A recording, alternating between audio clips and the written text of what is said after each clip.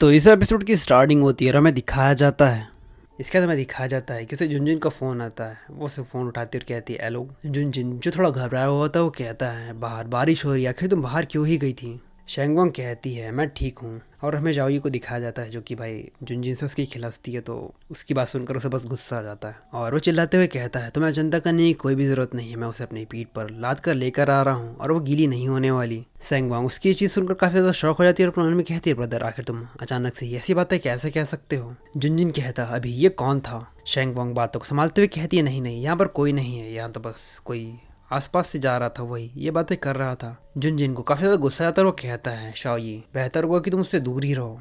जाओई कहता है हाँ मुझे माफ़ कर देना। शेंगवांग उसकी तरफ देखती है और कहती है मुझे लगता है कि अब सब कुछ खत्म हो चुका है। वो बिग कैंसर गाय है, वो मुझे मार ही देगा और उसे ऐसा लगेगा कि मैं उसे धोखा दे रही हूँ। हमें बिल्डिंग के पास में दिखाया जाता है जहाँ पर काफ़ी ज़्यादा बारिश हो रही होती है और हमें शेंगवांग को भी दिखाया जाता है जो कि जाओई से कहती है ठीक है बाय बाय, अब मैं खुद से जा सकती हूँ। वो वहाँ से निकल जाती है। जैसे ही वहाँ से निकलती है वो जुनजुन को फ़ोन लगाती है और अपने मन में कहती है जल्दी से फ़ोन को उठा लो बिग कैंसर गाय, वरना मेरे लिए ही दिक्कत होगी। जैसे ही फ़ोन को उठाता है वो उसे एक्सप्लेन करना शुरू कर देती है और कहती है मुझे लगता है कि तुम इन सारी चीज़ों को गलत समझ रहे हो, सब कुछ वैसा नहीं है जैसा तुम सोच रहे हो। मैं तो बस अपने डैड से मिलने के लिए आई थी, वो बस अपनी बहन से मिलने के लिए आया था और उसने सुना कि मेरे डैड की तबीयत खराब है तो बस वो वहाँ पर उससे मिलने के लिए आ गया। और पता नहीं उसे ये चीज़ कैसे पता चली कि मुझे पानी से डर लगता है, तो उसने मुझे उठा लिया बस और वो मुझे स्टोर तक लेकर आया है। तुम्हें इन सारी चीज़ों के बारे में ज़्यादा नहीं सोचना है।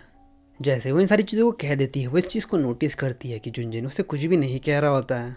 झुंझुन एक लंबी सांस लेता और कहता ठीक है बस इसी बार के लिए, अगली बार ऐसा कुछ भी मत करना, जाओ अब सैनिटरी नैपकिन तुम जाकर खरीद सकती हो। और वो अपने मन में कहता है वो तो बस ब्रदर इन लॉ थे जो कि फिस्टेल को अपने कंधे पर लेकर आ रहे थे, तो इसमें ज़्यादा सोचने वाली बात नहीं है और आखिर में इसके अलावा और क्या ही सोचूंगा। शेंगवांग जैसे ही उसकी ये बात सुनती है कि उसे पता है कि भाई उसके पीरियड्स आ चुके हैं, तो वो कहती है तुम्हें आखिर तुम्हें इस चीज़ के बारे में कैसे पता चला। झुंझुन कहता है तुम अब ज़्यादा देर तक जगह मत रहना,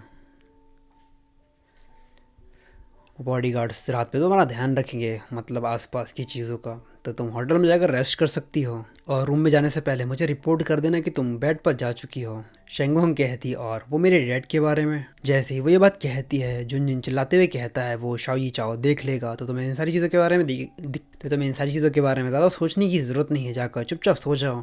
और वो गुस्से में कहता है बेहतर होगा कि तुम जाकर सो जाओ और इस बार तो मेरी बात मान ही लेना। शेंगवांग फ़ोन को रख देती है अपने मन में कहती है आखिर बिग कैंसर गाय इस चीज़ के बारे में क्यों कह रहा था कि बिग ब्रदर मुझे रात में देखेंगे, मतलब मेरी देखभाल करेंगे।